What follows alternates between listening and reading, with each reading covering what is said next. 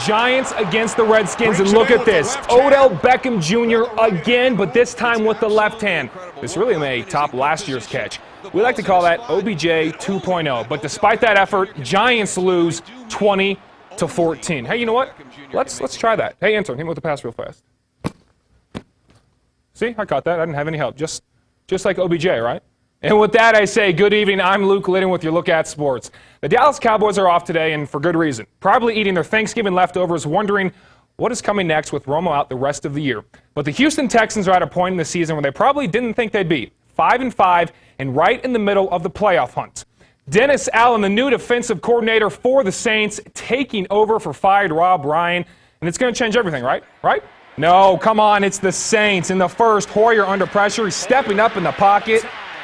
Finds Ryan Griffin, who just gets past the pylon for the 10-yard score. Hoyer with 2 touchdowns on the day as they roll the Saints 24-6, and they are still in the playoff hunt behind the Chiefs at 6-5. And speaking of the Chiefs, they had a big game on the line with major playoff implications against the Bills, but have no fear.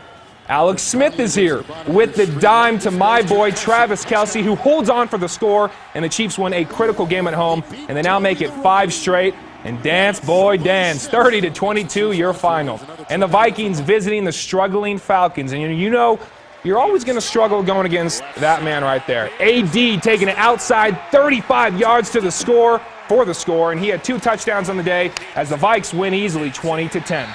And sticking with football, we have a quick New Mexico playoff update. In 6A, Mayfield lost to Rio Rancho Cleveland yesterday, so they are now eliminated from the playoffs. We have 2 championship games to tell you about. Number 1 seed Centennial will host 2nd seed Artesia in the Class 5A state championship on Saturday at 1 p.m. at the Field of Dreams. And over in 4A for the state championship, 4th seed Robertson set to play 2nd seed Hatch Valley at Hatch Valley this upcoming Saturday at 1 p.m.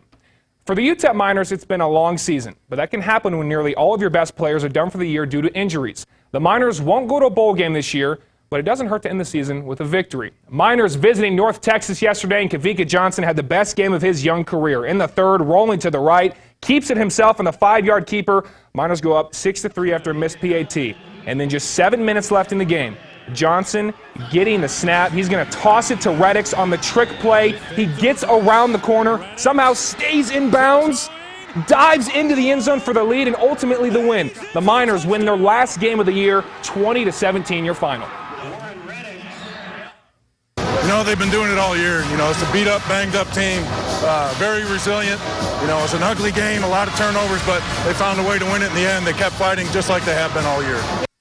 And for the Miners on the hardwood, they could not start off the year any better. 5-0 for the first time since 2009, and looking to go 6-0 for the first time in a decade and a half. But they had a tough opponent in Colorado State. This game was absolutely insane as it went to double overtime. CSU's Clover right here would get this ridiculous layup to fall. That would send it to double OT. So in double overtime, give it to the big man down low. Hooper Bent with the beautiful jump hook, and that basket right there would finally let the Miners pull away.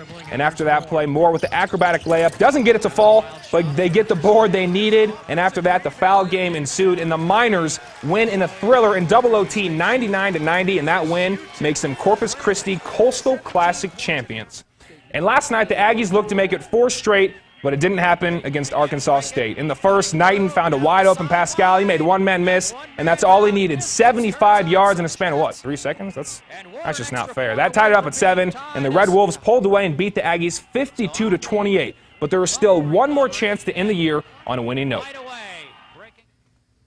Again, we rebound. We go to Monroe next week, and we see if we can finish up 4-4 in the conference, which would be a huge step forward for our program. I don't think they're great. I think we let ourselves down tonight, honestly. We can't go in here just thinking we're going to win anything. We have to go in here with the same mentality we had the previous 3 weeks and just play good football and play as a team. And that is a look at sports.